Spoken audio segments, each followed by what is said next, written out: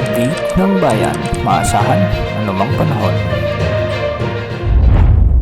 Magandang oras po sa ating lahat. Narito na ang latest update sa lagay ng ating panahon ngayon at sa magiging lagay ng panahon sa susunod na 24 oras. Sa kasalukuyan ay umiiral pa rin ang malamig na northeast monsoon sa bahagi ng northern at central Luzon, samantalang ang mainit na easterlies naman ang nakakaapekto sa nalalabing bahagi ng ating bansa.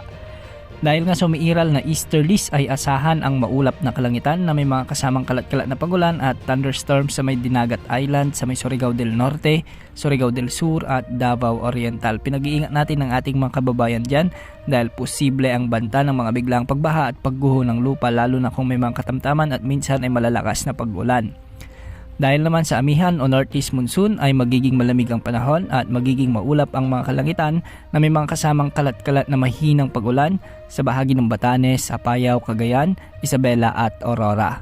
Sa Ilocos Region at nalalabing bahagi ng Cordillera Administrative Region, ang nalalabing bahagi ng Cagayan Valley at ang nalalabing bahagi ng Central Luzon ay magiging bahagyang maulap hanggang sa maulap din ang papawirin na may mga kalat-kalat na mahinang pag-ulan dulot pa rin ng umiiral na northeast monsoon o amihan. At sa Metro Manila at nalalabing bahagi naman ng ating bansa ay magiging bahagyang maulap hanggang sa maulap ang mga kalangitan na may mga isolated rain showers and thunderstorms, particular sa bahagi ng Southern Luzon, sa may Visayas, kasama na ang ilang bahagi ng Mindanao, at ito ay dulot ng umiiral na easterlies. Dahil dito hindi rin inaalis ang banta o posibilidad ng mga biglang pagbaha at pagguho ng lupa, lalo na kung may mga umiiral na severe thunderstorms.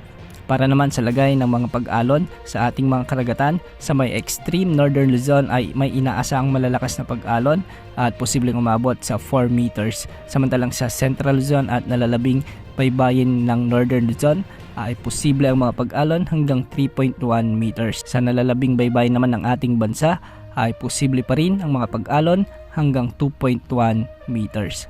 Samantala, base naman sa inilabas o latest tropical cyclone threat potential forecast ng Pag-asa ay pagsapit ng February 10 hanggang February 16 ay posibleng may mabuong sama ng panahon gaya ng LPA na siyang posibleng magpaulan sa malaking bahagi ng Visayas at Mindanao.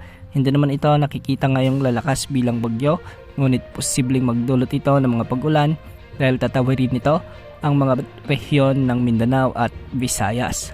Dahil malayo at matagal pa, posible pa ang mga pagbabago ukol sa potensyal na sama ng panahon na ito. Bukas asahan pa rin ang pag-iral ng easterlies at amihan sa ating bansa. Yan ang update sa lagay ng panahon. Ito pang weather update ng bayan, maasahan anumang panahon.